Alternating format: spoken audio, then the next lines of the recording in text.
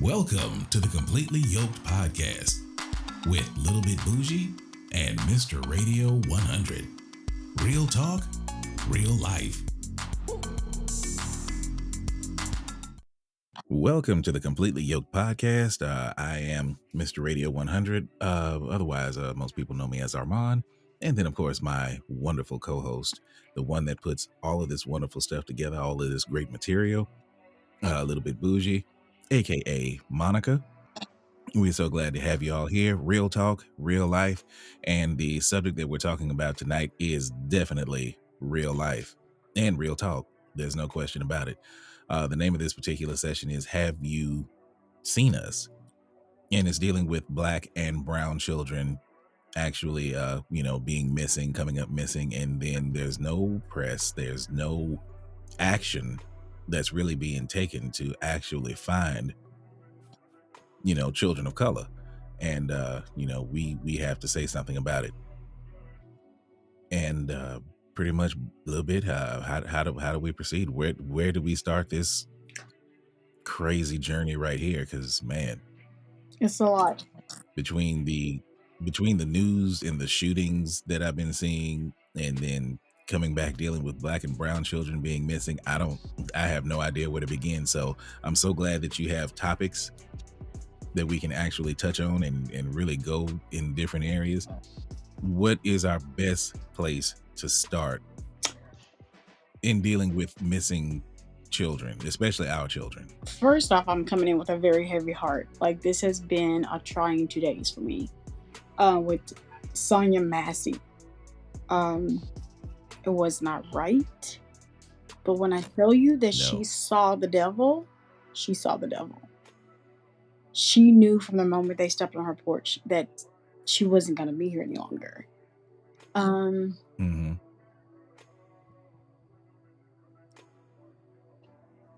Just the thought of her saying, "Please don't hurt me," when they first got there. And then the "I love you guys." And then she instantly turned around, and that was probably the clearest I saw her throughout the entire scenario, was when she was like, "I rebuke you in the name of Jesus." And she said it twice. And when she said it the first time, he snapped. And so with that, inside of her home, and she's calling for help, I don't think people should try to and say, well, she suffers from this or she suffers. It does. None of that matters. None of it. What matters is she was unarmed, was not a threat, was not trying to throw water, air, shade, nothing. And she's not with us today. So before we even speak about this heavy topic, I have to say that we should never stop saying their names. She had 2 kids and she was 36 years old. Done nothing wrong. She was young. Yes. Done nothing wrong. Very young. And then the reports given to her family as if she did it herself. Oh, maybe the intruder done it, and it never came forth. This incident happened on July the 6th, 2024. It is July 23rd. We just got the information. And yes, the swiftness of placing him in jail, great job. But that's just the beginning. What's going to be justice is when they have the trial. And I do think that irregardless to what the partner did or did not do, he did not do his job. He should have rendered aid, irregardless of what that man said. And he didn't. He didn't until he saw other people. And I get it if he was maybe like a little frightful or whatever, but you still have a job to do. I'm not saying that he needs to be prosecuted, but he definitely doesn't need a badge. And that's my 2 cents on that. I'll agree with that. I mean, I see no reason for him to actually have a badge. I mean, I thought he would have tried to de-escalate the situation anyway, instead of just pulling a gun. Well, there was no way for him to. When he came in, the guy had already shot him. So it was like his back was turned for a split second, and the guy released this weapon. Okay. So, but what he was responsible for is rendering aid. I know and have seen people take that type of injury, and they're still here today. She was left that way. So Yeah. Well, yeah. Enough on that. Good grief. God, That's crazy. I've been seeing posts. I've seen friends literally. I had to talk a couple of them down because they were literally crying. oh yeah, that's for me. I mean, yeah, because that touched them. It It's a really double did. whammy for me if you think And about it. I wore that uniform and then I am a black woman. yeah, yeah, So it hits everywhere. that completely different. Yeah, I definitely get that, and I sure hate that to see it even get that far. And I hate to see I her don't be know. the example of why more than anything. I don't care if you don't agree about the selection that we have. You have to make the best Mhm. selection for not only you but your kids. And the best selection that we have right now is to go blue. If you go red, it's already in writing.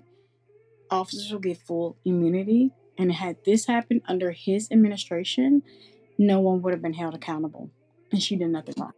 Exactly. Exactly. Hmm. So, we got to And show up. and they speak of, it's supposed to be fair practices and all of that type of stuff. Everyone knows it's not fair. No, It's not it's equal. it's smoke and mirrors, but like I have said on our other platforms, it doesn't matter if we don't like what options we have. You have to pick one, and you have to pick one that's not just for you, but how is it going to affect your children, your nieces and nephews, Hmm. your family members, your friends? How are they going to be affected by the choices that we make? So, not showing up is just as bad as showing up and not knowing. A lot of times, you don't have to know the agenda. You can just look at it because Project 2025 lays it out for you. Police officers will get full immunity. That's one of the biggest proposals that they actually push in it. So that and the destruction of education, more or less, the destruction of the public school systems and stuff like that. So I mean, yeah, I mean, I'm glad. I mean, everybody talks about Kamala Harris, and I'm just like, why? Stop it. A lot of people Because have I mean, come and said, well, she put a lot of black men in jail. First off, understand this: she was doing her job that she was elected to do in California, and she has a boss. So if her boss says this is the case that our state is going to take and prosecute, that's her job.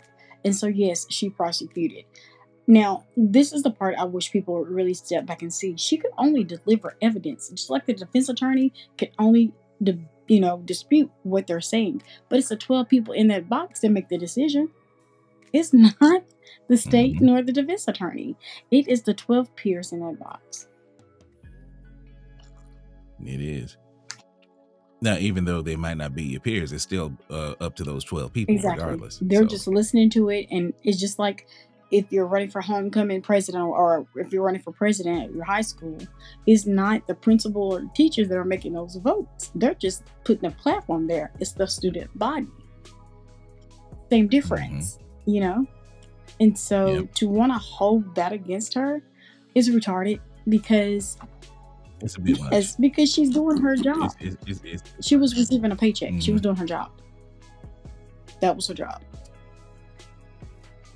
And so, that's Yeah, the part that I feel like. And then a lot of people are like, well, they have to go to the DA first. Guess what? They have someone. She is just there. She has a boss. You know what I'm saying? Her boss is looking at that saying, yes, we will prosecute that. It was not just her decision. But let's be clear. She was voted to do that job for 3 consecutive years in one of the largest electoral swing states there is. She was voted exactly. to do that job for 3 consecutive terms. So I think people get so clouded with the distraction that they don't want to sit back and pull back the layers and just take a step back and take a deep breath in and then release it to see how the dominoes really fall. Yes, it's great to put that face out there. Well, this is the DA, this is da. That person's only doing a job. And truth be told, at the end of the day, once they are done, once they rest, both sides, it goes into the hands either the judge or the jury. Mm-hmm. The prosecutor nor the defense attorney they don't have anything else. Like, they're done. They will just sit up there, debating whether or not you were guilty of it or you weren't. But the people that made the ultimate decision, the jury or the judge, depending on what type of trial you chose. It has nothing to do with your attorney. It has nothing to do with the prosecutor. And so I don't understand how people are getting so clouded. Believe it or not, people still don't know how the law actually works. So they look at the person that is hurling the accusations, even though that's their job to do that. That's what they look at. They don't look at necessarily the thing. And how can she lock anybody up? She's not a judge. The judge is the one that says this time, this, that, and the other. So, I fully agree with you on that. I don't. But a lot of people just don't look at it, and they're just looking at it for an excuse. I think a lot of these people are for Trump. Yeah. They might not want to say it out loud publicly, but there's a lot of black folk that are for Trump.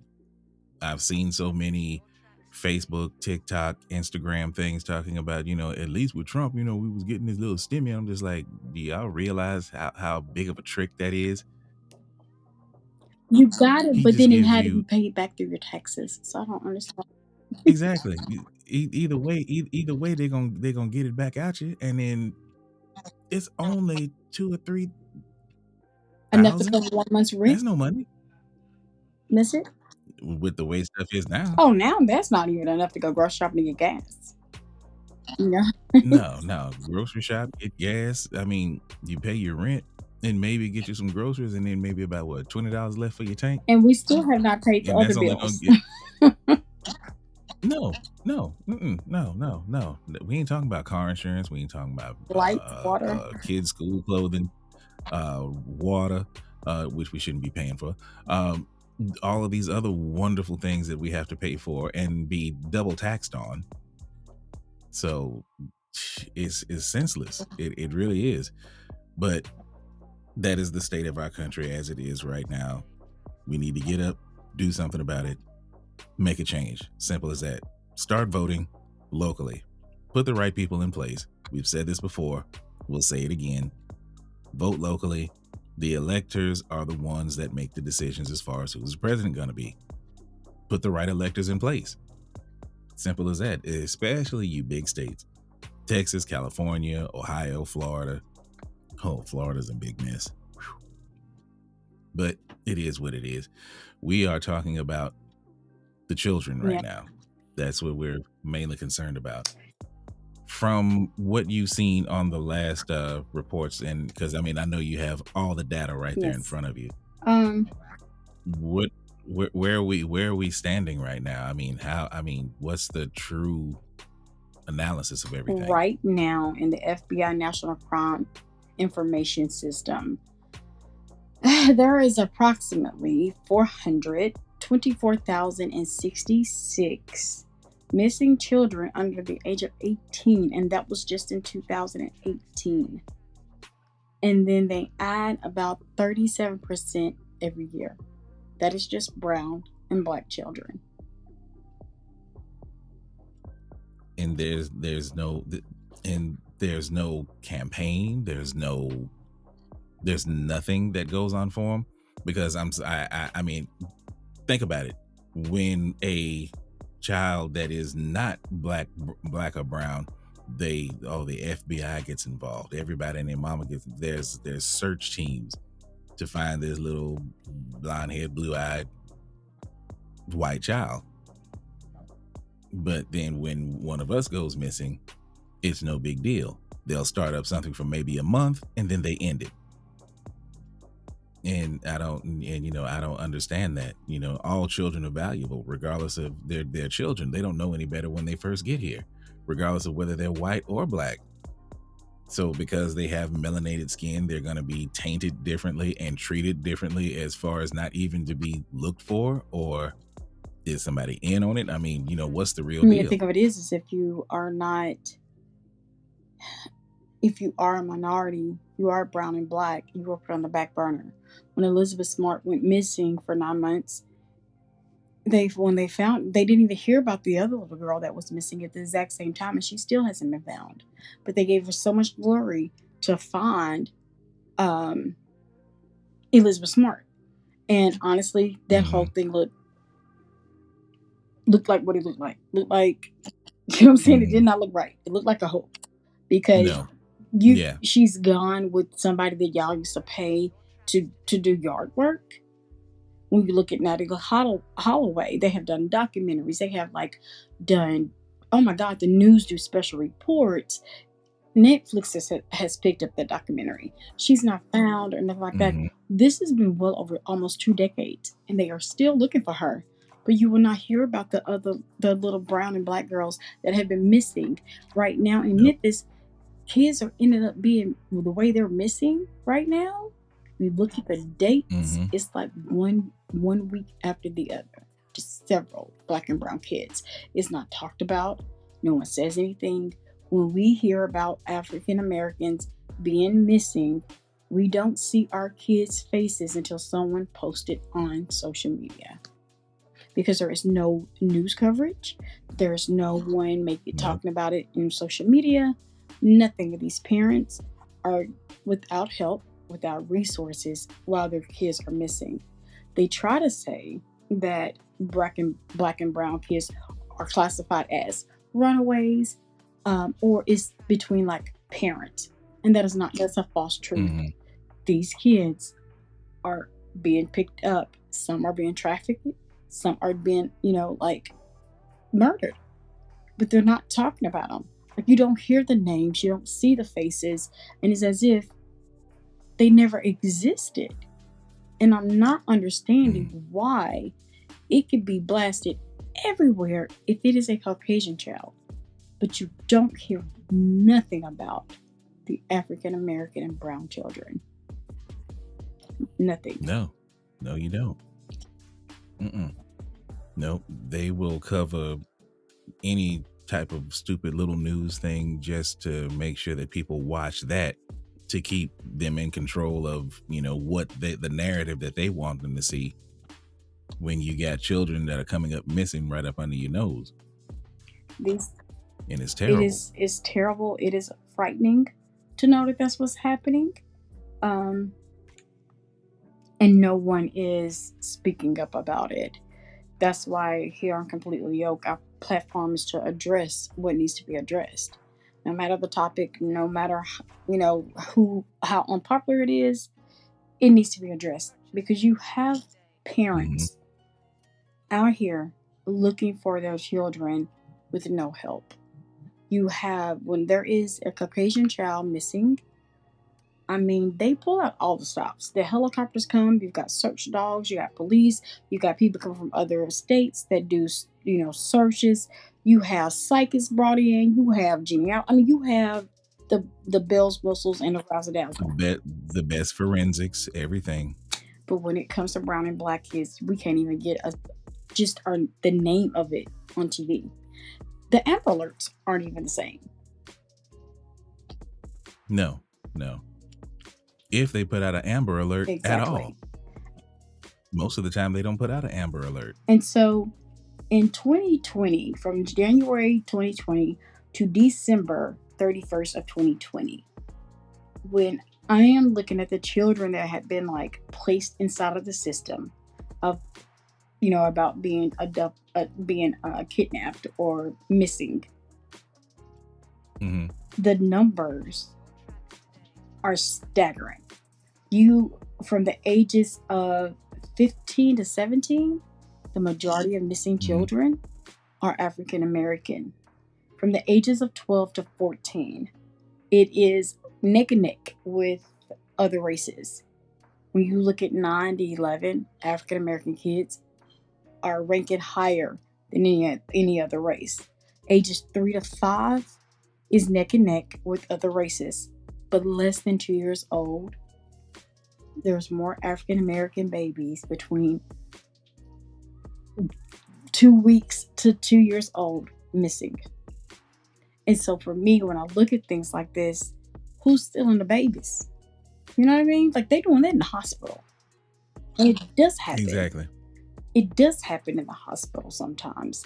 And, I can, I do know that parents sometimes they have their little disagreement and there's no parenting plan or there's not rules put down or rules and engagement with the child. And you may have someone that says, you know what, I'm just taking my child and I'm going with it. I'm not saying that that's good. I'm not saying it's bad. I'm just saying that within itself is something that will be dealt with as far as like through child support orders and parenting plans. But you have a lot of these kids that are with both parents and someone else is taking them and no one is talking Right. about it. And I don't mean any harm when they show when you do hear about it, 9 times out of 10, I will say maybe out of 10, I will say, I'll say 5 or 6 would be kidnapped by a white man. Yeah. Yeah. Most of the time, that's the case. And no I one's mean, talking about it. what do you see any type of promotion on black men or black people actually stealing children at all? Yeah. Sex trafficking? No. You really don't. You're not gonna find that at all. And because of the way everything is set up, we don't even have the connections to even do anything like that to where, where you could actually steal a child and then quote unquote sell the child or something like that. We don't even have that. I just think it's really an elimination process of them just wanting to, do what they want to do and, start from the root. Well, what they do is they use the And excuse of a runaway. And that is not the case in a lot of these cases. so These aren't, a lot of the social stigmas that are placed. they want to say if they run away. I'm looking at a map of the United States right now. So, like in Washington, D.C., there was 1,585 kids missing. There are still 39 active cases, and they are all African American brown kids. When you look at Texas, 3,588 missing. Active cases right now, 226 missing African American kids.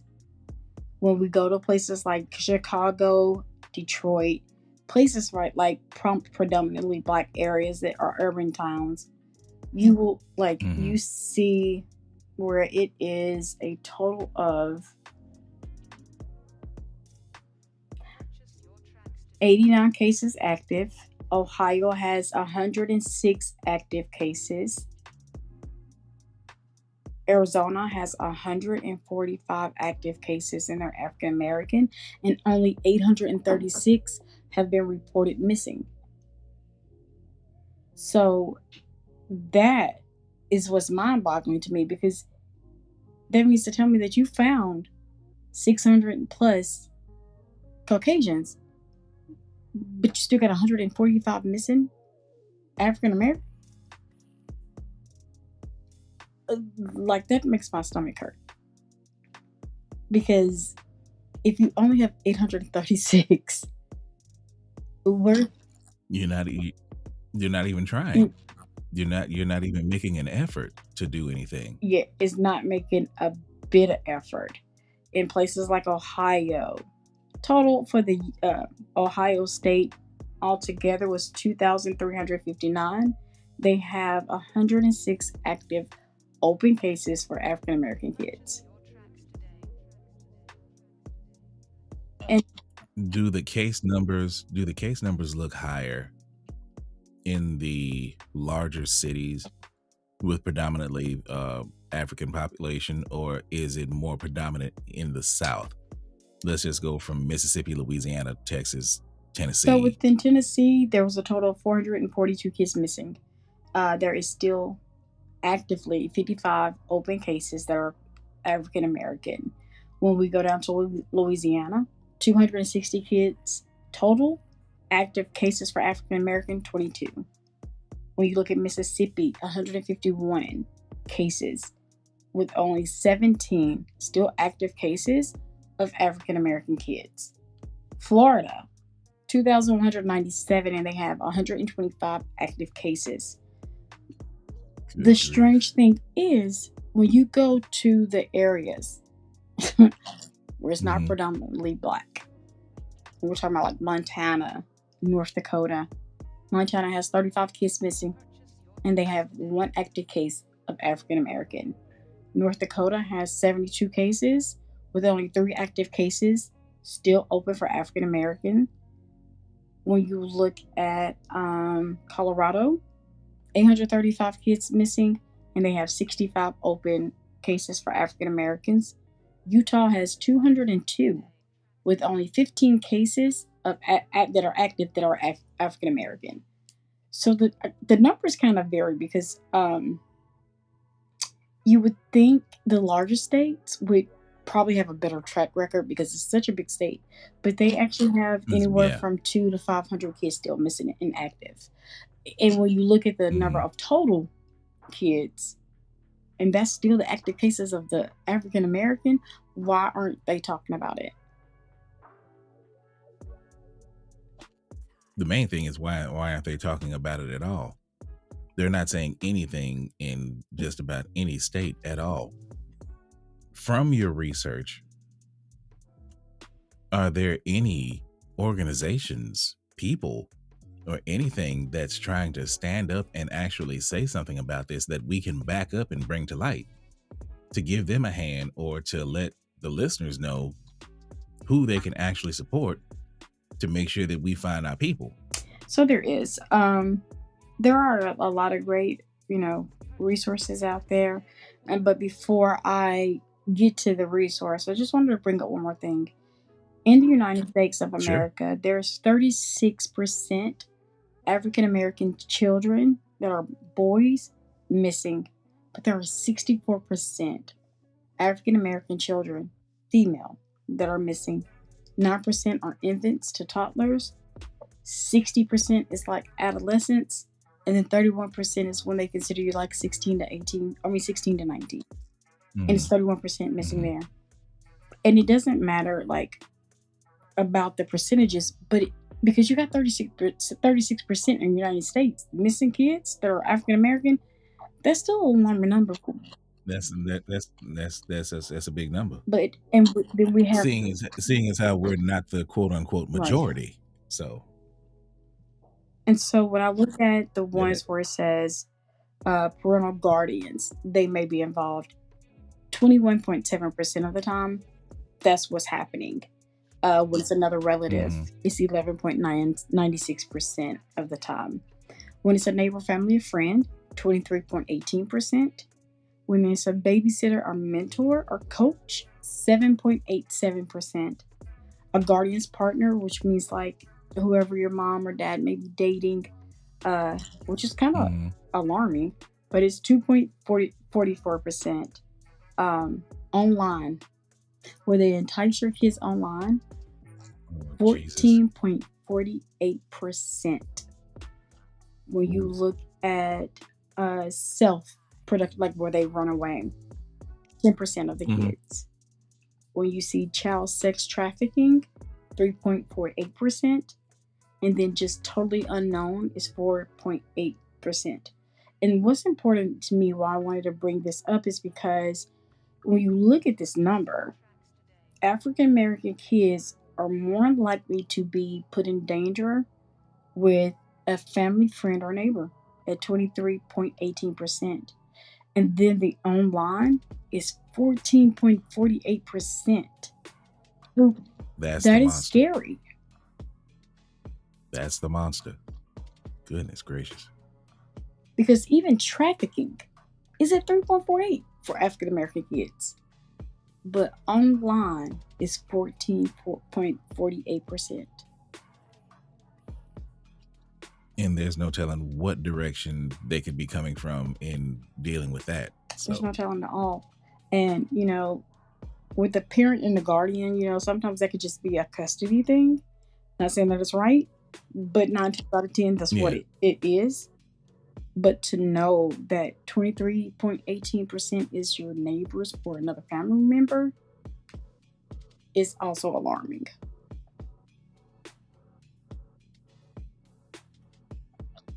There needs to be There needs to be a huge documentary or something about this to bring some awareness to it. I mean, I don't understand. Everybody gets a platform from, and no offense to any of them as far as Asians, gay, lesbian, straight, anything like that. Everybody gets a platform. Yeah. Except us. We don't get a platform. And then when we do get a platform, we trying to sell you some tennis shoes or sit up there and, rap battle, or either, the usual stuff that they say that we try to do. And we're looking at the wrong thing. And then we're so snubbed by everything else that we think we need to be worrying about when our future is being snatched right up from underneath us. That is true. Just looking at these numbers, and a lot of times I look at these numbers and to be honest, I really don't even trust it 100%, because it is easy to downplay it because you don't want it to seem like it's a epidemic, but we are in an epidemic right now. This is not something to be taken lightly. We have kids that are missing. Some of these kids end up dead, and their families don't even find their remains. No closure whatsoever. And the sad part is, no one is looking for them. No one's talking about it. I can't even tell you when I've ever saw an African American family on the news repeatedly trying to find their child. It's like they get a couple of minutes and then it's gone by the next day. That's it. It's not headline. Now in this area, I can speak on. When it comes to dealing with TV news and communications and all of that type of stuff, if it's not bringing in headlines, it's not worth talking about. So they have to bring in the numbers to get people to view. So what do they put out there for people to view? Violence, this, that, and the other, whatever the AP wire is actually putting out there. And then, of course, Rupert has control of that. Rupert Murdoch has control of most of the actual media forces that's out there in the game right now. So most of that is, even the local news really can't focus on things that would really matter to them, because they are actually in control by larger corporations. You can be an ABC affiliate, but that ABC affiliate is working with this particular company, and then this is what they want to focus on, and this is what we need to do right here. Okay, your numbers aren't high enough. It's just a sad state of affairs. It's very sad. It's just like we're getting the short end of the stick, no matter what. And even though I see like there are a large number of white kids or Caucasian kids that are listed as missing, however, they get the coverage and they have the better chances of being found. Whereas right now in 2024, there is over 20,000 kids missing at the age of 18. Like at the 0 to 17, it is 77,012 kids. 18 over, 20,865, but we will not hear them on the news. I can name you 3 kids: JonBenet Ramsey, Natalie Holloway, Elizabeth Smart. I remember, and I remember the cases of, when the husband killed his wife, and when the senator was accused of the girl that was working for him. Like I can remember seeing that over and over again, but I've never seen African American kids get that type of light. It's not happening. So the first thing that I'm showing what the FBI is encouraging people to do, when you first see that your kid is missing, you need to call the police department. You also need to call school boards, teachers, relatives, and you need to call churches, and there needs to be an immediate all-out search. Because from what they're saying is, when a child is abducted, 9 times out of 10, they stay within the vicinity for at least an hour to watch and see what's taking place. If the police are coming, who's, really looking for the best time to leave the area. They're Mhm. saying that even though the police has their guidelines of, there has to be this many hours, for you to get an attorney involved so that attorney can start getting you through the loops that they're going to give you the red tape so that you could go ahead and have the police on notice. You can go ahead yourself, call radio stations, call missing children hotline, and start getting that information out. They're saying that it's very important to write your kid's name in their clothing. It's important for your kids to know your name.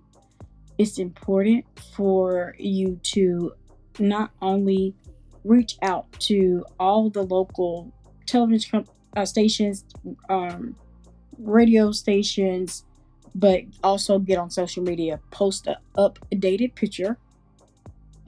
And if Mhm. your child has an illness, to make sure that it is known.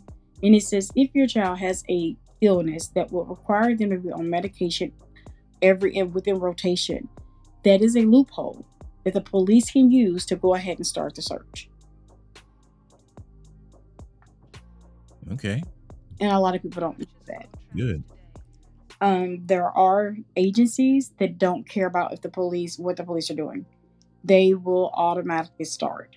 Those organizations are out there, and it is for. We have an organization for missing Black kids, and there's a hotline I want to make sure I give out so that people can call. And that number is a Black and Missing Foundation report a missing person. This is a Black nonprofit, and this Black nonprofit, they will travel anywhere. So the number to call is 1877 972 2634. If you know that your child has been missing, you can also write them. And it is Black and Missing Foundation at 7400 Buchanan Street, number 2431, Hattiesville, Maryland 20784. But you can also go to their website that they have. They have pictures up where you can see if your child's picture is on there. They have a tip line. So if you know where a missing kid is, or if you saw that missing child somewhere, you can actually call their tip line without leaving your name. And you can tell them, like, this is where I saw him and this is what they had on.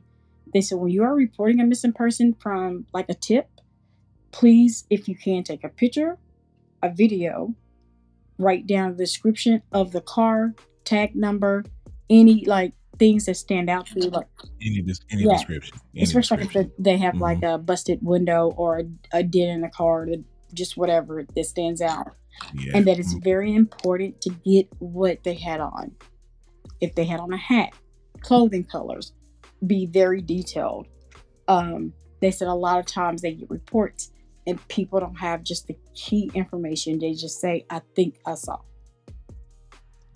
And that's what leads a lot of, like their go, and it's like not the person. And so then you're like, Mhm. okay, let's regroup. There's a lot of regrouping. But they do send people out to help search. It is a nonprofit, so the families don't pay. You can submit tips anonymously. They don't want your name, they just want the tip. And they do put money up for that missing child as well. The state will also put money up, but you have to ask for it. And normally it's like 5,000. With this foundation, will top that. They will match it. So it's a great organization. It is for Black and brown missing and exploited kids, and they've done a lot of work. I've seen them before, and just how they move very swiftly, very swiftly. They get the news involved, they get social media involved, and they really go about it. The website is very user friendly, and you can see testimonials and everything. So they operate nationwide then. Not okay. That sounds good. Nationwide. That's great. Yes. And it is the Black and Missing Foundation. These foundations, they can't just come out and say, hey, like, we're here, use us, because it is it's not for profit. So it takes people to recognize them, put their information out there so that it can be used and they continue to get their funding. Donations are very important. Like it could be your kid or my kid. $5 here and there, that's not going to break your bank. Donate to these organizations that are going to help us in the long run. And my kids mean everything to me. So to make a $5 donation a month is nothing compared to the amount of work that they put in. They don't leave until they get a resolution. Absolutely. Absolutely. That part I like the most. I mean, I really like that. I'm thinking later on, after we cover the part 1 and part 2 of this, I'd like to bring one of them in and just do like a marathon or something and just have them to just post everything, of all of the kids missing, especially, here, I mean, I wish I could do something for every state, but the only thing I know is I can just take care of where I'm at. I'm in the South.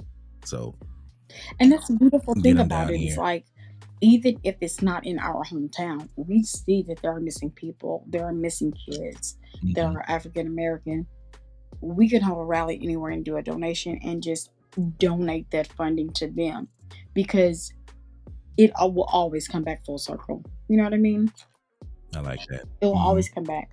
And if we don't start pouring into organizations that are for us, by us, then there won't be an us. And that's what they're showing us right now. Because we got a lot of missing kids, a lot of missing adults. No one knows where they are and no Hmm. one's looking for them. And it really hurts my heart, because it could be my kids, it could be me, it'd be you, it could be the people that we're reaching out to give this information to, that's supporting us. It could be them. And at the end of the day, if we don't start taking charge of what's going on in our community, we cannot expect for someone else to, because it has been proven time and time again Exactly. that that's not happening. Well, I'm just gonna say it. Look at the way the Caucasians operate.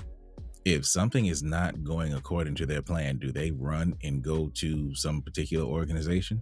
No, they get together, talk about it, come up with a plan, and they get it done. Yeah. Why ain't we doing the same thing? That's the only thing that I don't like. And the only other thing I want to say is parents, come on now. Y'all see everything that goes on. We have to be more aware of our community as far as just our people. Common sense things. Pay attention to your environment. Know the people in your environment, especially if you're living in a city. You need to know everything about it. Now, I'm in a small rural area in Southwest Louisiana. I've lived here long enough. I have walked just about every single street in this city. I'm not going to go someplace and live there and not know most of the nooks and crannies of where the dangers are, where the good stuff is, where the bad stuff is, what happens here, what happens there. You have children, you have grandkids. I'm paranoid aware about everything that goes on around me. Even if I hear just a little thump or a tree limb hitting the top of the roof, I'm paranoid. I'm like, okay, who's around my house? You just have to be a little bit more vigilant. You don't have a choice but to be. I mean, not to veer off topic, but black men and black women we already got targets on our back. So take that paranoia and bring it to your family. Make sure that your kids are safe. You know where your kids are. I'm not saying actually go to the point of actually micro tagging them like they're a dog or something, but who knows? But now I have seen, if you have a feeling or a situation that your child is going to be going into something strange to where you don't have that much control over it, I think you can find it either on Amazon or Alibaba or something like that. There is a strip that you can actually get, and like you can just like put the strip inside the bottom of their shoe. Like you can lift up the actual what is it, the insole of the shoe, Mhm. place that little tag in there. That tag will trace back to your phone, and it's an automatic GPS. Your kids don't even have to know that they have it on them. But if you just want to feel safe, pop a couple of them in their shoes just to be safe. So, even if something happens, if it's just a basic accident, you'll know exactly where to find them. They say, well, you got phones for that. Phones can get taken, phones can get destroyed, phones can get cloned, anything can happen to a phone. You need to have something that is only on your network to where you can find that child if you need to find that child, without having to go the full route of actually like putting a microchip in them or something like that. But that's the easiest things to do. Simple things that, you can put it underneath the collar of a shirt. Like if they're wearing a regular, if the boy is wearing a regular shirt collar, you can take that and then put that tag right in their collar, right underneath where the button's buttoned down. He'll never know it's there. But I mean, that's the main thing. You have to be extra vigilant and do whatever is necessary, but just pay attention to the common things. And then let's be clear too about social media. You have more ways to check your child's social media than ever before.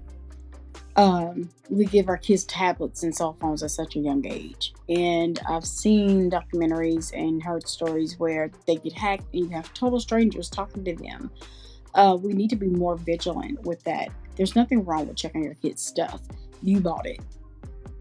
You need to you need to find out what apps are out there, like Snapchat. Great app, but however, the messages disappear in 24 hours. You have Kik, you have WhatsApp app, you have social media, and they can do messages through there. You have to stay very vigilant with your kids because kids live through their phone. They live through their tablets. That's their life.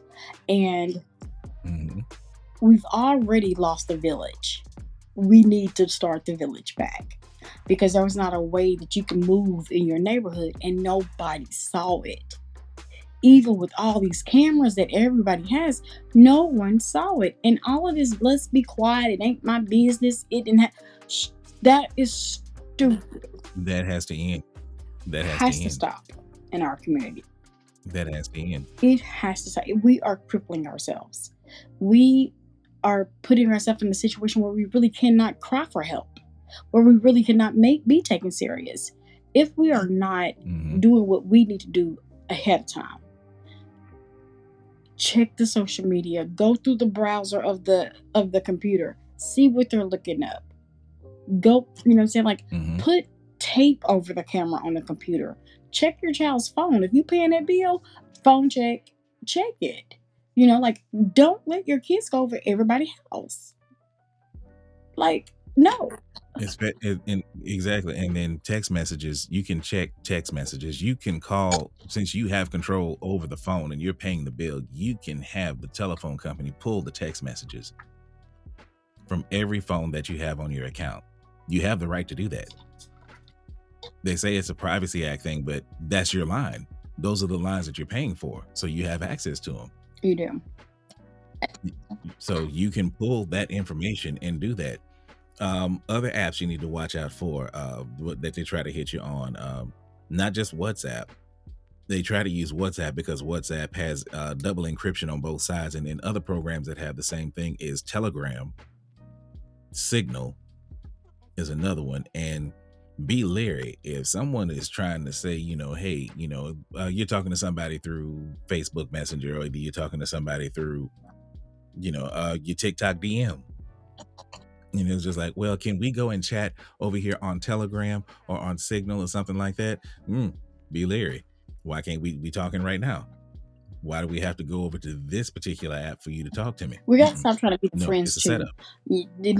Let's parent the way we would parent. Fear me now, respect me later. Because the fear of God in these kids is gone. You have way too many people letting it slide. They think it's cute. They think this, they think that. But then as soon as something happens, it's, oh, why my child?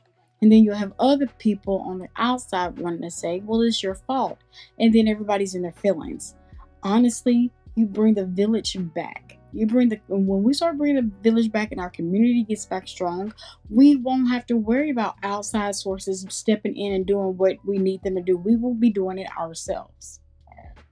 Because when I tell you, when we didn't have Exactly. cell phones back in the day and internet, baby, they knew where you was at from the time you woke up in the morning to the time you laid your head down. Everybody on the block knew what was going on. Mm-hmm. And so now you have this mentality of what happens in my house stays in my house. Or these my kids, you can't say nothing to my kids. This, and this. That's a problem. Because you are having younger grandparents, or having grandparents that still want to go out and kick it with the kids that's having the kids. And then the things they're teaching the kids, twerking and cussing and all of that kind of stuff.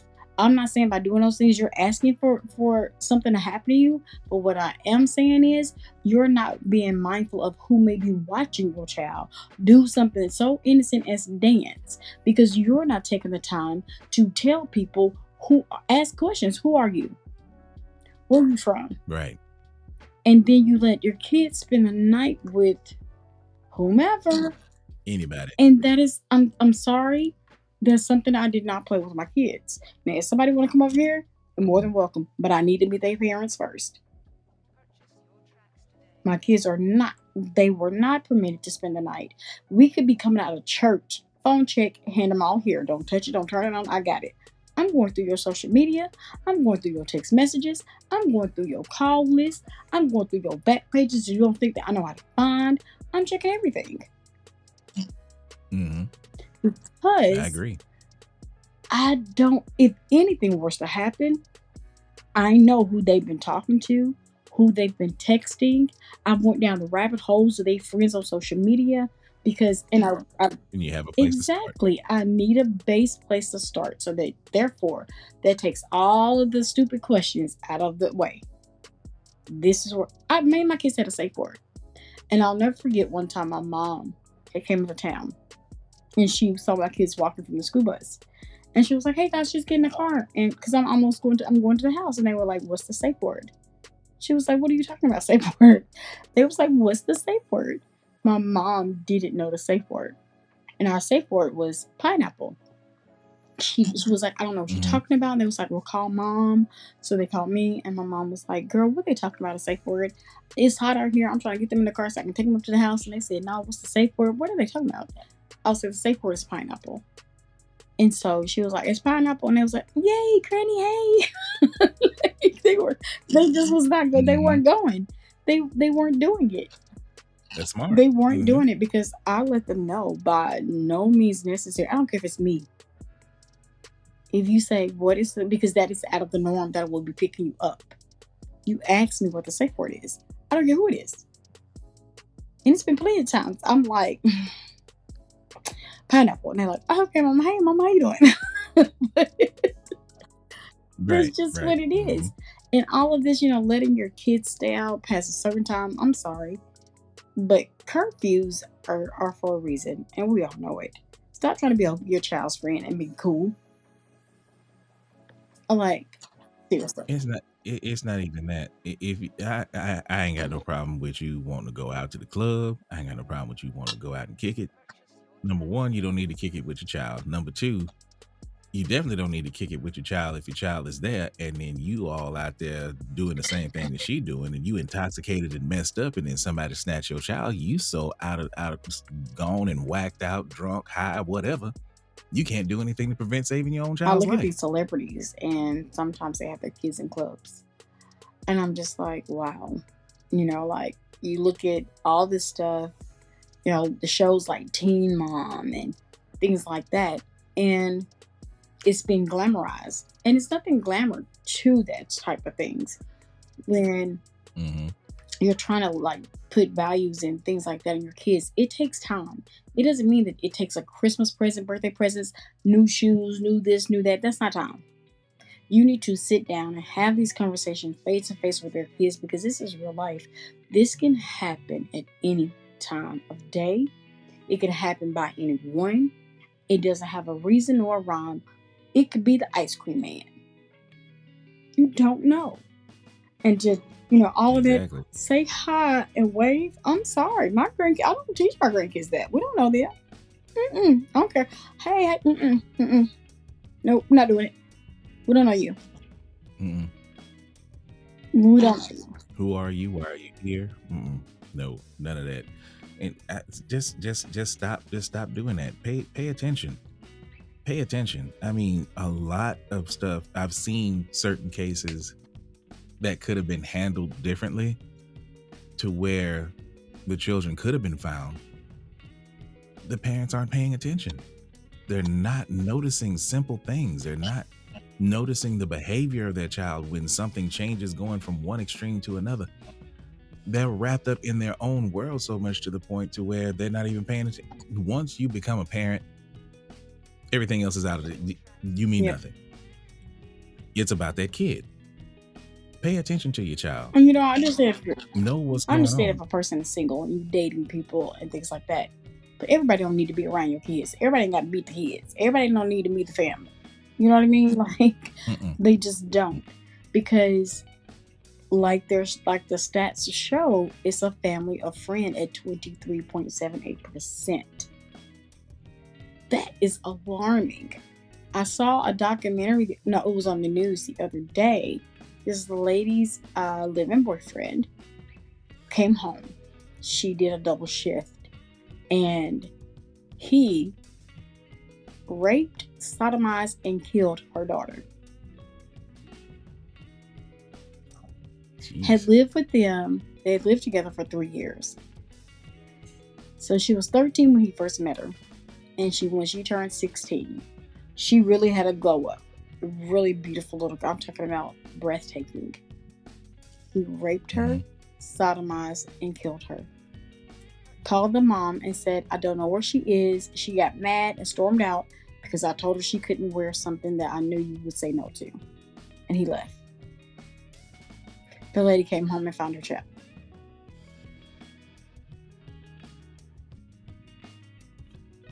You cannot have everybody around your kids, woman or man. You just cannot. And if whoever you're with, they looking at your kids kind of funny or whatever, that ain't your person. Because see, you're not dating just for you. You got kids. You dating for y'all. Exactly. And if you have kids, no matter what you do or at what age, those kids are going to be in your life no matter what. And put cameras up. I don't care about people talking about privacy. I don't care if you don't like the privacy rules in my house, leave. You know what I'm saying? Like, put them cameras up in the rooms. Put them cameras outside of your house. They will come in handy. If you can go spend $250 on some Jordans for your child, their safety is more than that, and that $250 will be going towards cameras and tags and things like that. And it's not to spy on your kids or make them feel less than or live in fear. It's just reality of the times right now. Exactly. It's dangerous. It's way too dangerous. And it's way too easy to lose track. I mean, I ain't got no problem with having my kids home. And like I said, I've been blessed and I have wonderful children. And I haven't had too much of a problem. My kids aren't really even social media friendly. They don't really care about that. I mean, and I've been lucky in that. So it's been real easy to keep up with their social media and see what they do. But the scary part is when they leave the house. It's like, that's the part.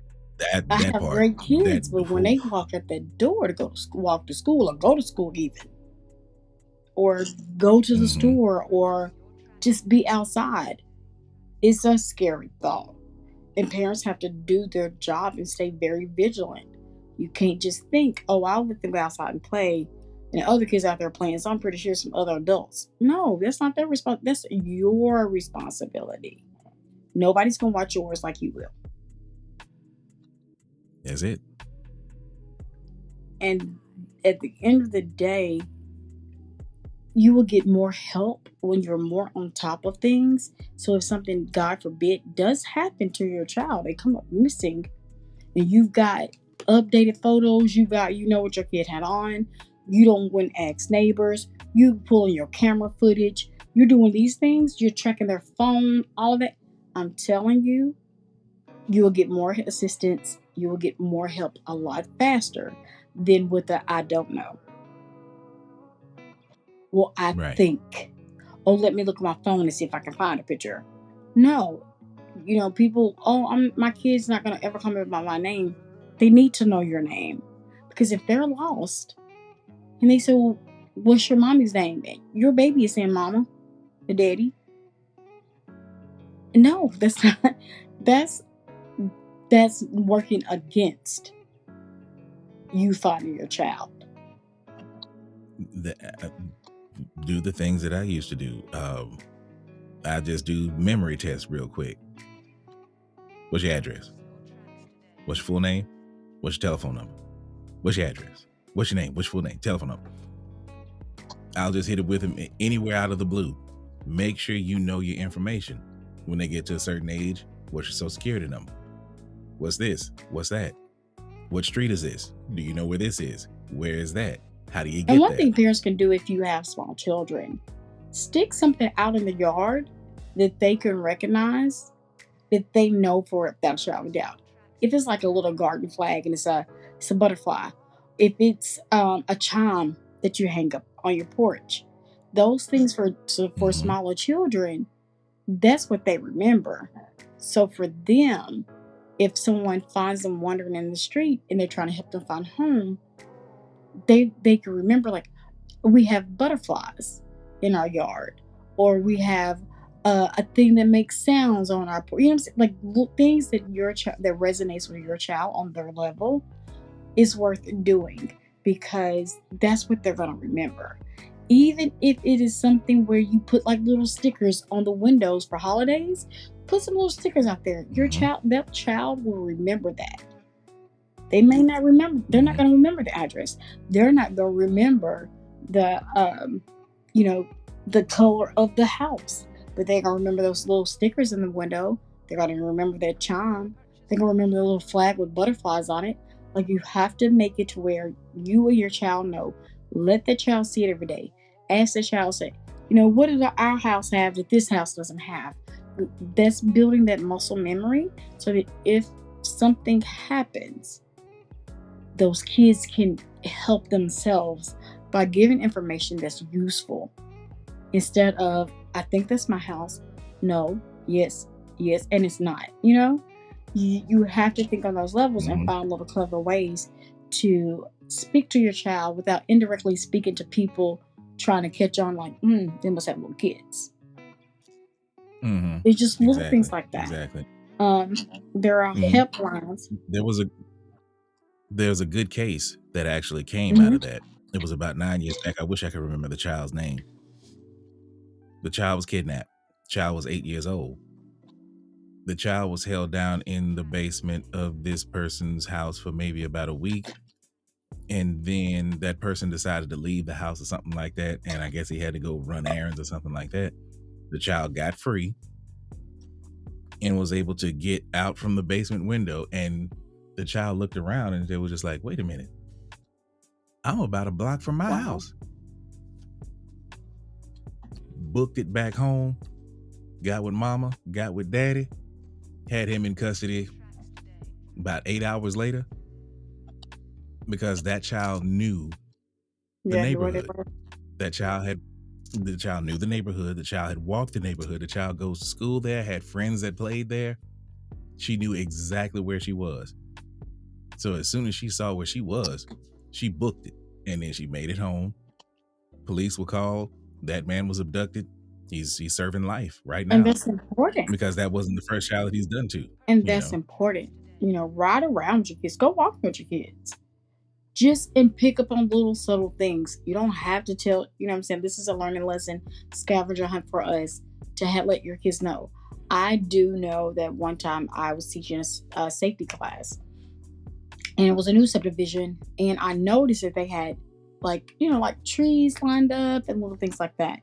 So I told the parents, get ribbon, hang it up in the trees, change out every so often, leave them the same color, so that when the kids, if something happens or if they get lost and they're coming back home, they will know to look in the trees and they can find their way back to their community.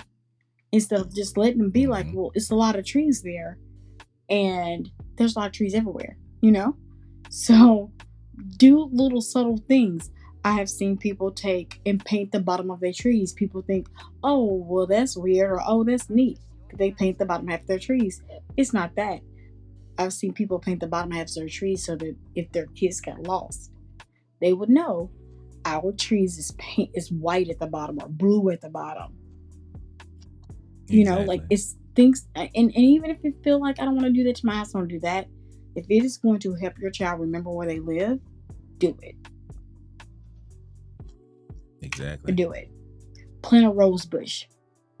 Plant something that everybody else ain't got, Mm-hmm. and just stick it in one special place. Because that will make muscle memory for your child. Remember that flower. They will remember that rose bush. They're gonna remember whatever is different. And so we have to fix, just do little subtle things and things that you wouldn't think outside of the box, but you need to do something. I used to put little bitty ceramic frogs, and I hate frogs, and everybody know it. But I had ceramic frogs right by my steps, some pretty big ones, so that if my kids they could tell somebody, no, our house has frogs on them, and they had ceramic frogs right there by the steps. I hate frogs to this day. Don't like them. Don't eat them. Don't want to step on them. Don't even like to see them. But I had to get something that my kids could see me how I overreact about it, because so that they would remember it. Now, as they got older, I got rid of them. But when they were younger and catching the bus and things like that, if they ever got lost, they knew what home looked like. Right. Now for the younger kids, it's different because now my kids are older and stuff like that, and I'm dealing in a different space. But I actually went outside of the box with my kids. I sat one night to see now. Okay, number one, Black in America. So since I'm Black in America, it's a completely different environment. I brought them to environments to where you see, beautiful homes, great subdivisions. This is how they get down. This is the foyer. This is this. They've seen that side of it.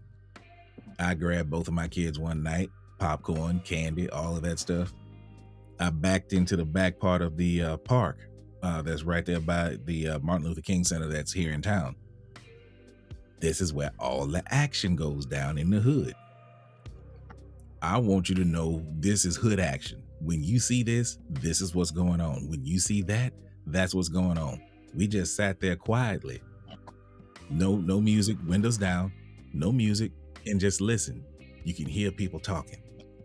You can hear deals going. You can hear all of this stuff going. We were in no danger because I was right there with them. But yet and still, this is actually what goes on in your community. You need to be aware of it. Don't need to be involved with it, but you need to be aware of it. So, because you can be in an area and act like that you don't not paying any attention, but you hear what's going on. You're just like, oh, it's about to go down over here. I need to go this way. way. To see what it looks like, so that you know when you see it. You ain't even out of here. You're like, we need to go. Exactly. So I mean, just and not trying to put them in hood scenarios, but what a hood scenario looks like. Because you don't know. They Because may end up with a friend somewhere, and boom. Exactly. So that's the thing. I want you to be already aware, so that way once you actually get in this situation, you're like, oh yeah, I remember seeing that. Come on, we need to go over here, and then they can be the voice of reason and grab their friend and be like, look, come take a look at this over here with me. Let's get away from this before, the caca hits the fan. And I'm, and I was very glad that I did that, because a couple of situations that came up, especially with my daughter, but she handled it like a pro. Because she was aware. She was just like, she already knew. She was just like, yeah, Daddy, I saw some stuff that was about to go down. So I just grabbed my friend and we just went. And sure enough, it had went down. But she was already safe. She was ducked back off in the corner, ducked down and everything. Like, ooh, they shooting. And she knew how to wait till everything was clear. She got up, called me. I was right there. And the thing is too, like,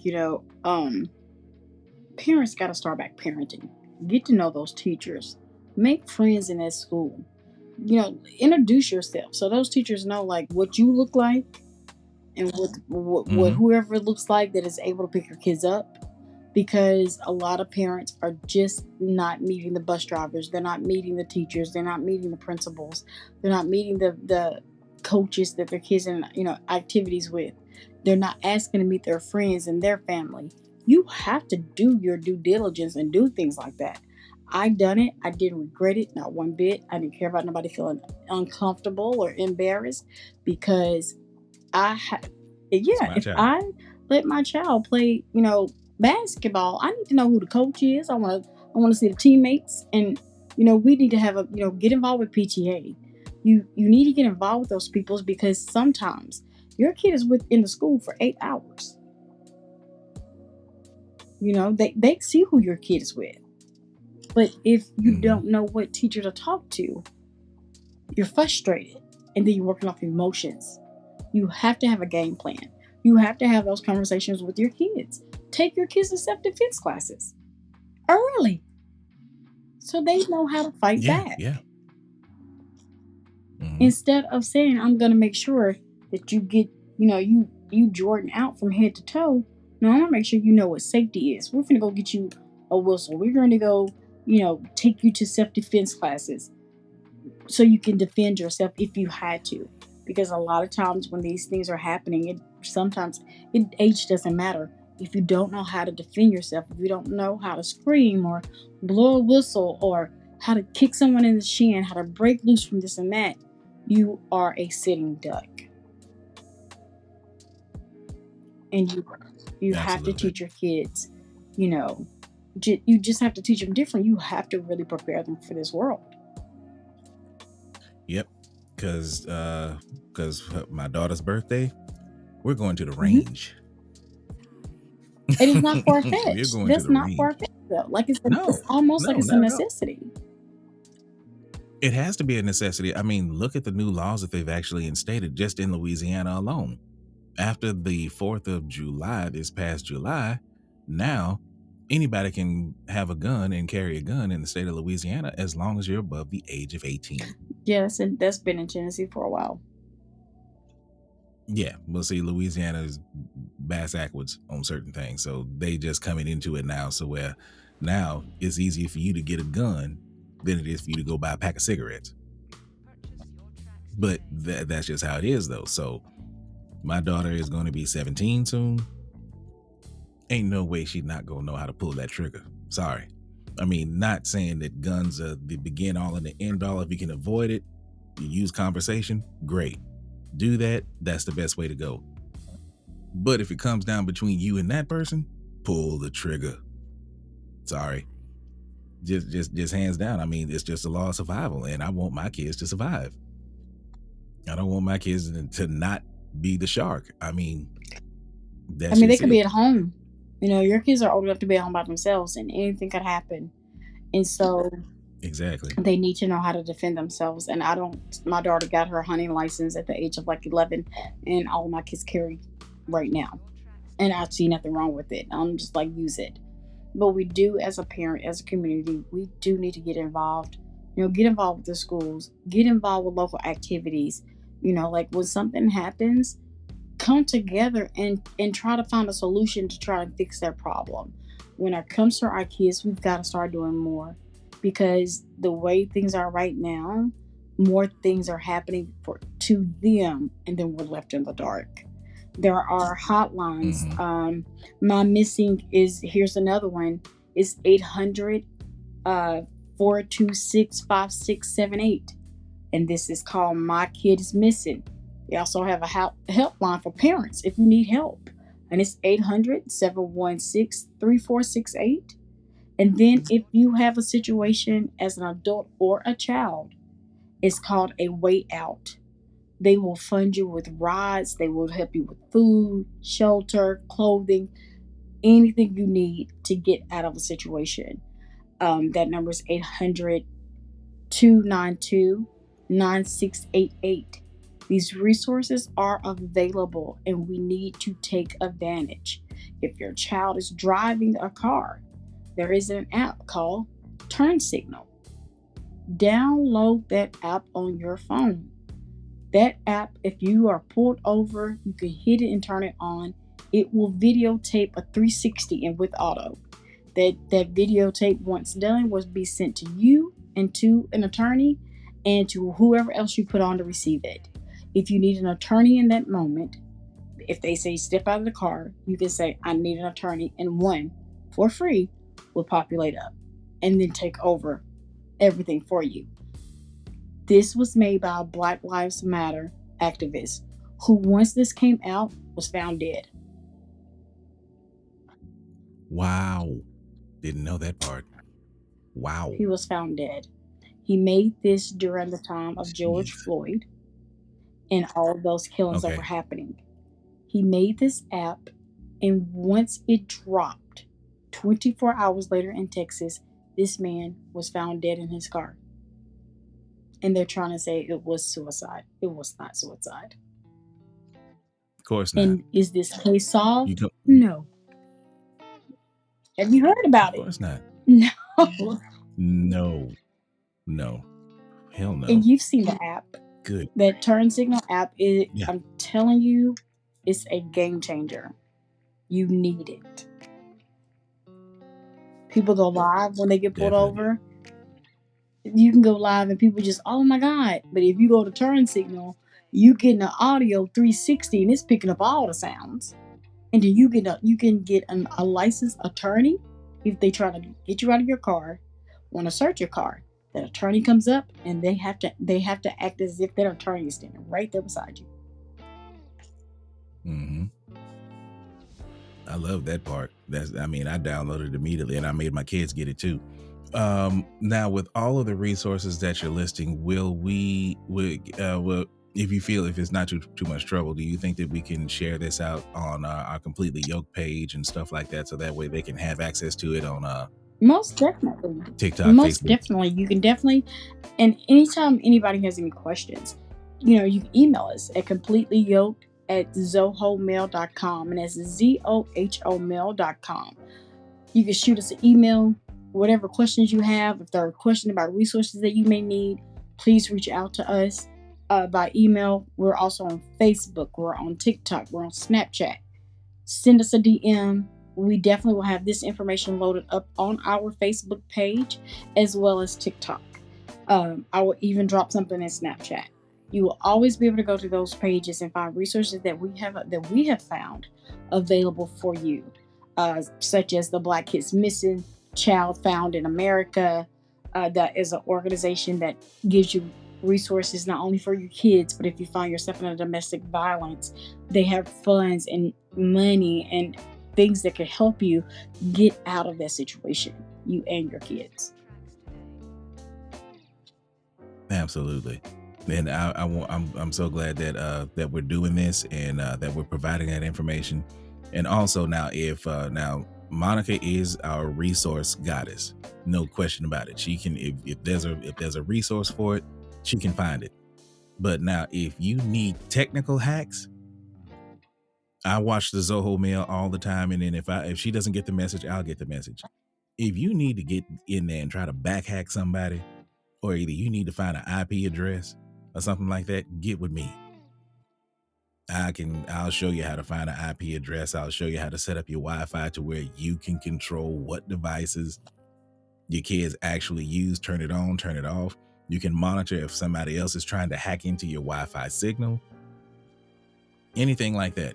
Sometimes I think our community they use technology, but they're scared of it at the same time. Yep. And I don't know why that is. Don't be scared of this technology. Embrace it.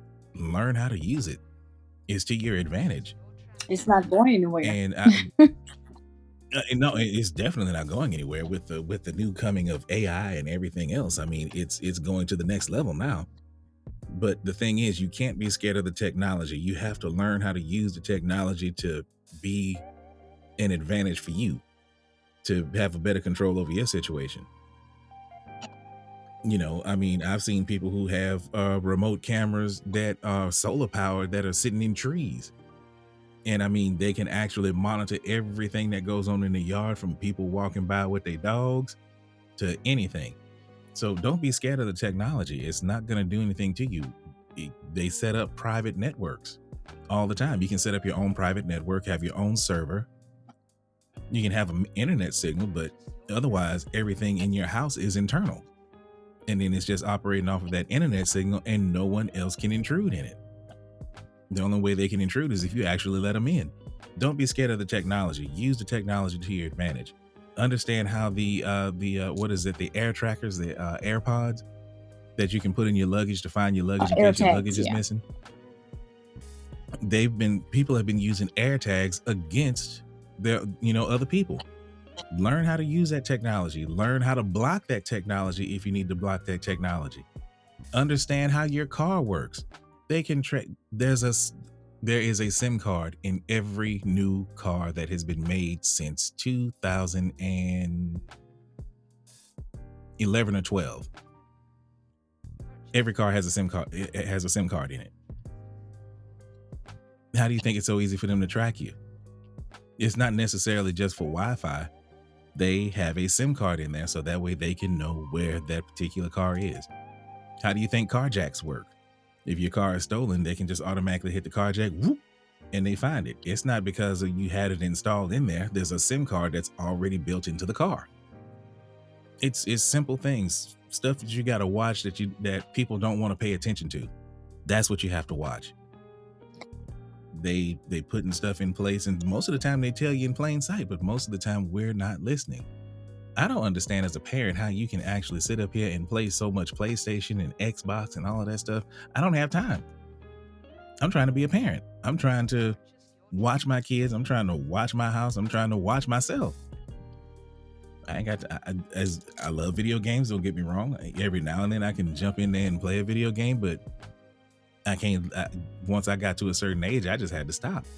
There's so much technology out there. I'm having more fun with the technology, learning about what I can and can't do to protect my family or to just improve my quality of life with the technology than sitting up there playing PlayStation. Yeah. In a way, it's almost like just like the NFL. What I'm going to an NFL game for, to sit up there at nosebleed seats to watch other people hit each other and then spend more money that I need to spend. Makes no sense. Exactly. Sports is great, but you can watch it at home. It doesn't make any sense. Yeah. So I mean, I'm trying to watch it at home. They try to hit you with some quick things that this website is showing that I getting some information from. This is from the FBI. They said the first things that you should do, that it is a myth that you have to wait 48 hours to report your child missing.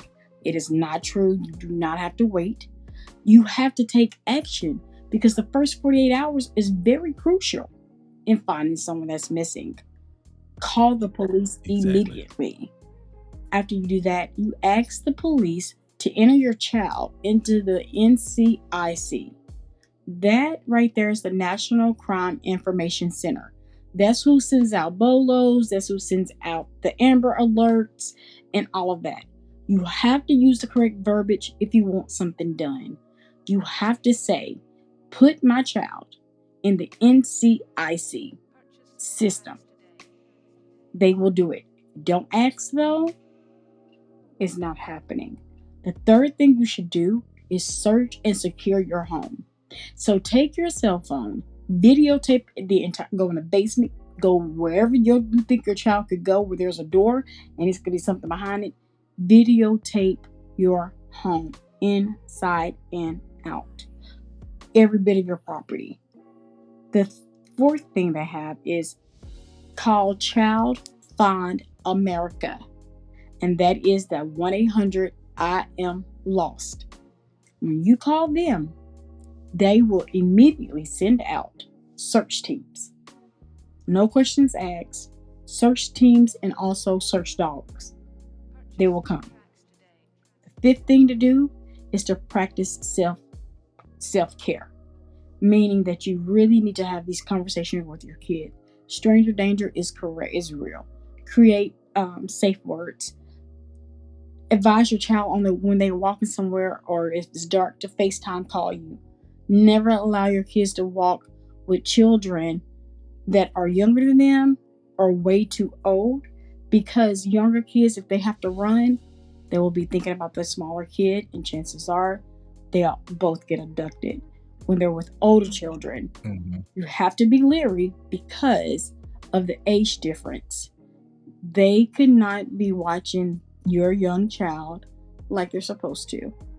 And so therefore, when they come up, something happens to them, chances are they're playing basketball and you're supposed to be sitting right there, or you're supposed to be swinging and they're supposed to be watching the swing, but they go play basketball right quick. They don't think about safe words and things like that with your child. Then it goes on to say that child found caseworkers can be assigned to you. What they do is they are in every state and they get you the resources that your family would need to help cope emotionally and mentally through, your child missing. They don't just be there for the moment, they're there for the duration. So as long as your child is missing, they will provide emotional and mental support for you. They are trained in this field. That's what they do. They will help you conduct interviews.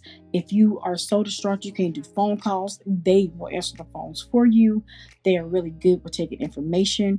They do stock of your kids' clothes. Everything in the house, they will do stock for you to write it down so that you can narrow down some of the information to give to the police that's actually necessary, instead of just thinking off the top of your head. They're more or less like a social worker kind of to help you get through that moment. Right. So for the first 48 hours, they're helping you with what you need to do next. Wow. That's cool. That's really good. And we're going to list all of this information on our website. Like we're going to put it up everywhere that we can so that people can have this resource, and we're not going to take it down. May 28th is always Missing Kids Month, and it's a very emotional time. And I just feel like, we should never stop looking for these kids that are missing. This is an everyday job. This is not just for May. It's not just for the birthday or anything like that. These parents need peace, and these kids closure. Need to come home. They need closure. They need closure, and these kids need to come home. They need to come home. It's absolutely ridiculous. But thank you for, and thank you for actually bringing this whole topic up, because it does need to be addressed. And like I said, the research that you've done is absolutely amazing. And I definitely appreciate it. And I'm sure other people, our listeners, are actually going to really appreciate this. The scariest part for me, Armand, was the fact that I had to do so much digging just to find the information. If I put missing kids, it popped up every Caucasian kid that was missing first. I had to get very specific. I had to just keep trimming it down to find the resources for African American kids missing and exploited. And that to me was alarming. That you have to do that much digging, that much research.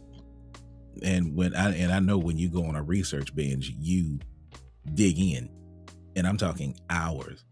I was very devastated. I've had a migraine headache, no lie, from this shit for freaking 2 days. I know. And with everything happening with Sonya Massey, and then this, and then with Joe quitting on us and all of that, we've just been jumping in the fire, and I have not slept because for me not to be able to find information about Black American children that have been missing and exploited, it took me probably, I would say, 24 hours a day. I was digging. But as soon as you put in missing children, first thing pop up is all Caucasian. And that's a problem. That's why we have to talk about it. Huge problem. That's why we have to mention it. Right. And this won't be the last time.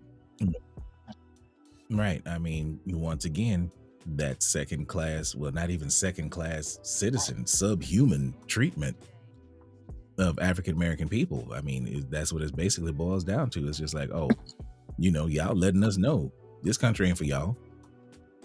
Cool. Yeah, we get that. But nah, the internet is the internet. It shouldn't be that biased to the point. But like I said, once again, that's money and all of that other stuff like that being put into the search engines to actually push the Caucasian agenda and leave the black kids on the And back that's burner. why we need to donate to this Black and Missing Foundation, because they are dedicated to posting our kids and getting our kids to the top of Google. But if we're not helping them, they can only do so much with what they have. And even though it's not our kids right now, it could be. Put down the Jordans, y'all. Just go get you a pair of Air Force Ones. They only $99. Put the Jordans down. You don't need that new PlayStation 5. Go ahead on. Drop 50. If you out there balling, so say like he's balling like that, drop 50 on that to help the kids.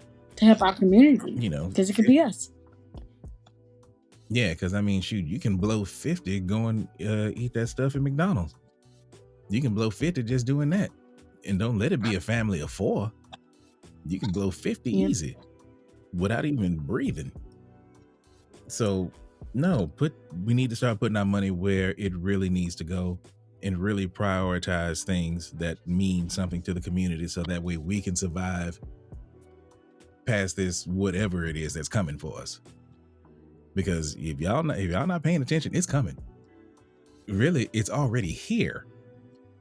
It just hasn't fully manifested itself yet. So y'all better wake up. And the sad part is, y'all better wake up. The wake up part is what's so scary, because so many of us are so woke. So woke. But so woke till we sleep. That we're sleepwalkers. That's what we are. Because we can't pay attention to what's really going on, because we let little bitty stupid shenanigans distract us from what really is freaking happening in this country. And I don't mean any harm. I'm not saying one way or the other, but what I am saying, what I can speak on as a Black woman in this world, no matter how big my mouth is and no matter what I say and the research I have or my credentials, at the end of the day, if we don't come together as a community, nobody's name, what you about, will mean shit. We'll start getting the paper bag treatment again and figuring out who's going to go in the house and who's going to be in the field. That's what's going to happen.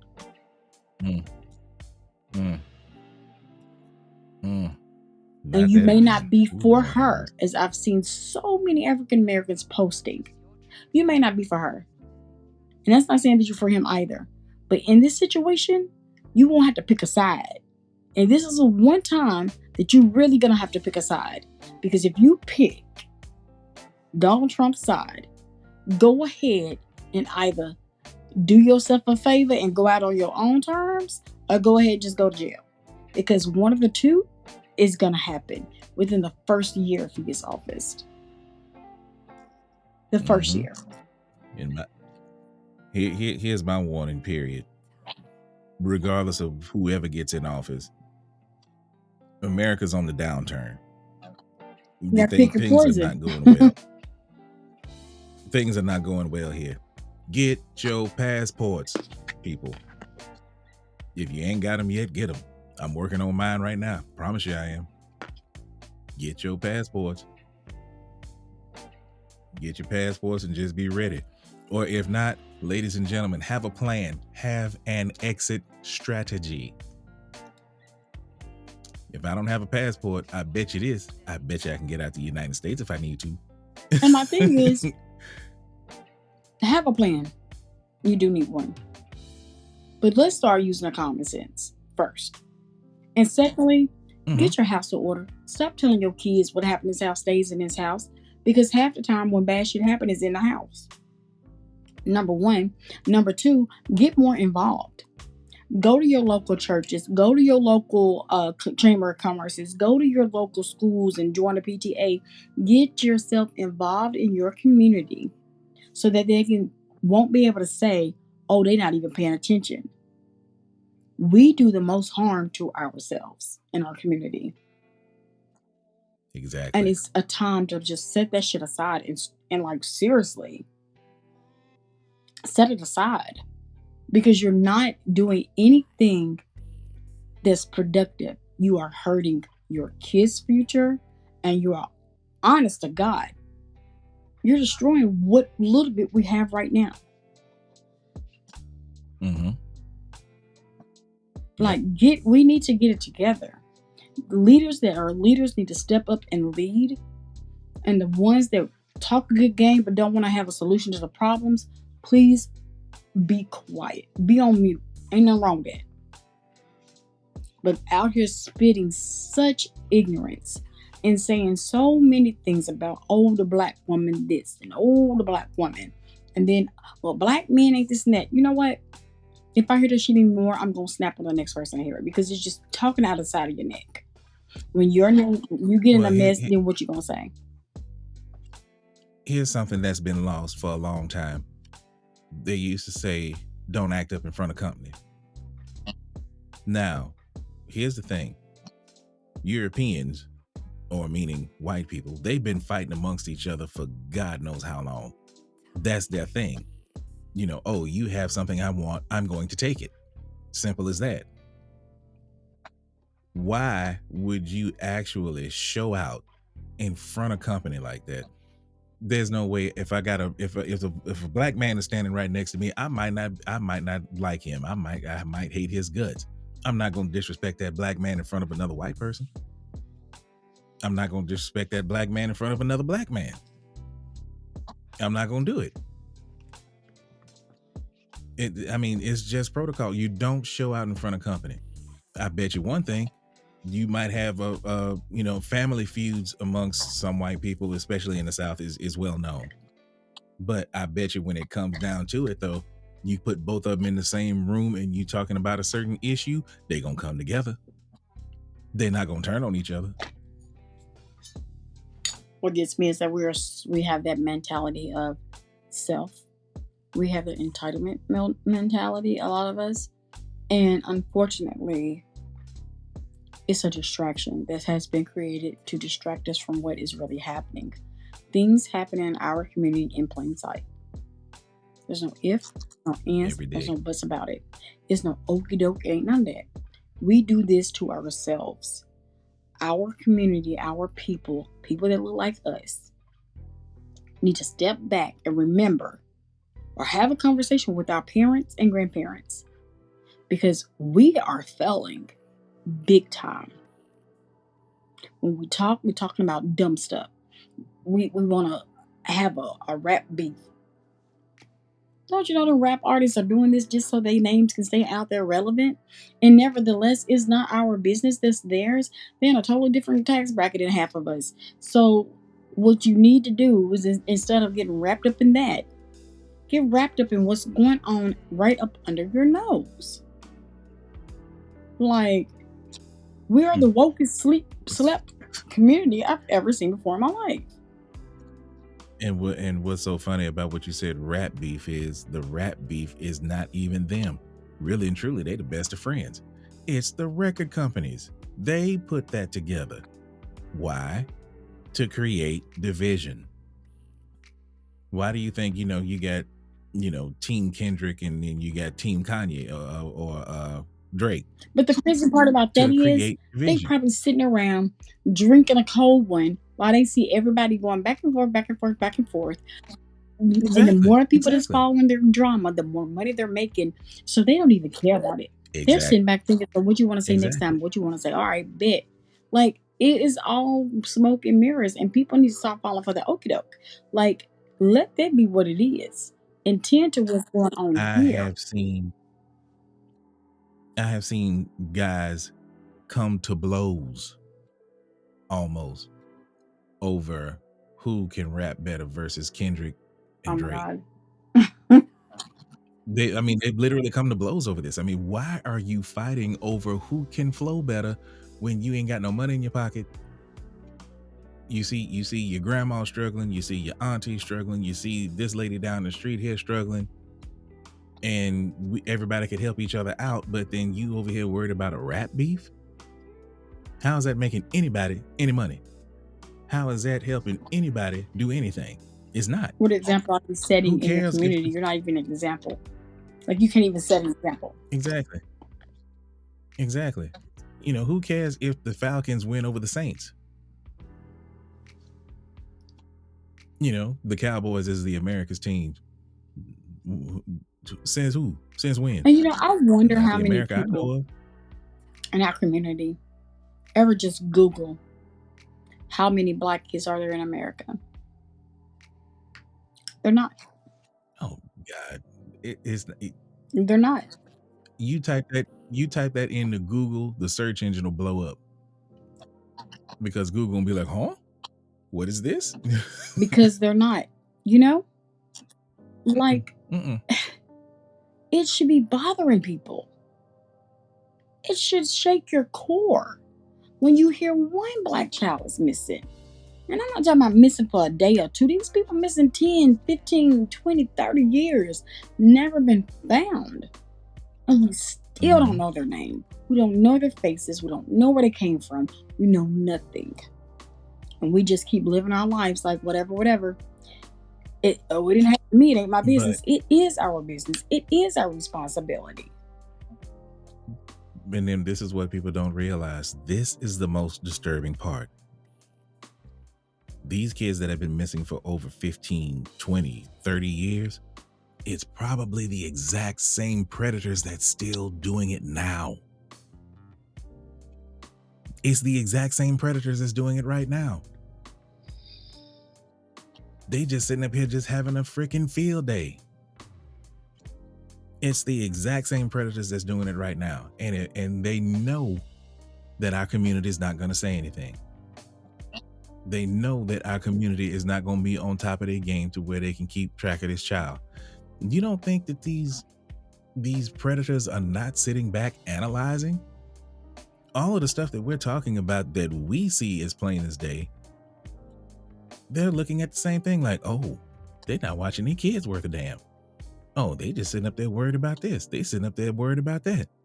Oh, that's free pickings for me. You don't think that these predators are out here thinking? Why do you think they haven't been caught yet? Because you're not on top of your game to be able to catch these predators in the act of doing what they're doing. They're just having a field day. Because I'm sure if you probably if you were to sit back and actually analyze the cases, like if you were to take 3 individual cases, I bet you 9 times out of 10, 2 out of the 3 of those cases are going to have the exact same MO. The exact same circumstances to how that child was taken. It's all copycat stuff, but it's something that a police detective could easily probably figure out and try to solve if they had the necessary information. And then let's just keep it real. There's not a lot of people put into that department, right? There's not a lot of officers in a lot to those type of departments. That's why these organizations play a big part in recovering kids. From the research that I've done, the sooner you get them involved, the more your chances of getting your child brought home alive is greater than the police department stepping in. Then when you do go into, like, let's say the police took it first and then you call them later, instead of almost 55% of them getting your kid home, it does drop to 30%, but that 30% is alive. The other 70% is they could just bring you the remains so that you could properly bury your child. Mm-hmm. And so these organizations are like how we need air to live and how we need water in our body. We need those type of resources, because if we ourselves are the only ones speaking up about our children, that's an organization that's going to make more noise than anybody else could. Exactly. And we have to donate. We have to utilize these services. Teach your kids self-defense. Teach your kids safe words. If you think it's you doing too much, that means you're doing the right thing. Exactly. I mean, that's why we sat up there and talked about the brokerage as far as what we're trying to do. Once the brokerage is set, a certain percentage is going to go to these organizations. Mm-hmm. Anytime that we make anything monetarily, whether it be swag, whether it be books, whether it be t-shirt, whatever it is, a percentage of that is going to go to these organizations. I understand that there are other organizations out there that need help as well, but we need this help now. So anything that we can do to just make a small contribution towards it, let's make it And we happen. need to start back, Because that, opening up community centers. Community centers can help out a lot. Community centers can, when mom, dad got to work all these 2-3 jobs, make ends meet, you get your village together, you get a community center, and they can help your kids with homework. They can feed your kids meals. They can teach your kids things that they'll need for life lessons. It's another set of trusted eyes. Like we really need to get back into that mentality, because once we stop having community centers, you left your kids with nothing else to do but be in the streets. It took away a lot of government resources that we always, that we would need to better our kids' chances of being safe. Once those community centers left and were gone, the kids really had nothing else. We need to put positive things back into our communities so that these kids can feel safe, so these kids can learn other skills, so that the parents have a village. Because if you help, I help. It's one, you teach one, I teach one, I pull you up and you pull this person up, paying it forward. We can get things on track. I'm not saying that they're going to be 1,000% better, but where we are right now, it's like hell. And if we get half a drop of rain, it will be appreciated. We need to take back our community. We need to find our children. We need to use our voices. We need to use our resources. We need to support our people. For us, by us, we need to take back everything that no one took away. We just gave up on it. We did that. And ladies and gentlemen, it's all right to be woke. Be conscious. There's a difference. Not woke, conscious. Because if that's the case, half these white folk out here woke. And no offense to any white person that's actually listening to this podcast, just letting you know. Everybody out here woke. Are you conscious? Conscious meaning that, are you making a sound decision? Have you sat there and thought about it and said to yourself out loud, I'm going to make this happen? Otherwise, if you're not doing that, you're not conscious. You're not making an actual, you're not making an actual decision. You're just like, okay, whatever. And you can't be in that state. You just because can't. It places you in a situation where you are falling for something. And if you fall for something, you will fall for anything. When you can stand up on your own 2 feet and support what looks like you can get behind that. We're so busy being distracted. We're missing our kids and no one's talking about them. No one's saying their name. There's mom and dad searching high and low for years and still no peace because they can't find their child. They can't find their loved one. Stop this whole mentality of it ain't my business. Yes, it is. I mean, and the one thing that scared me the most, there was a case where this guy was, I don't know whether he was running a center or he had a house, but you would see him with a lot of black kids, but nobody ever questioned it. If we had been keeping up with these databases and these kids' names, you never know. You could have seen one of these children. And 9 times out of 10, you might have seen one of these children. But because we don't know and keep ourselves updated on missing children, and it doesn't matter what part of the country that you're in, because if the predator's going to travel, he's going to travel. And most likely the predator is going to bring his quote unquote prize, that black child, with him. So that's why I just say the most common sense thing you can do is really pay attention to your environment. And if you see something wrong, don't be scared to step in. That child don't know no better. Step in there and, ask questions about that child, especially if it's your neighborhood and you've been there for a certain amount of time. And you see, oh, that's Miss Rhonda, that's Miss Rhonda baby right there. Who that is around her? Then go over there and speak to that child as a man. Go over there and speak to that child. And then if you see that child, And sometimes it's not just Caucasians that's taking our kids. Sometimes it is people that look like it's our us. own, As I it's our stated, own it is people. 23.78% a friend or a family member. All this keeping it quiet in the house. Oh, don't say this because y'all gotta fuck that. I'm sorry.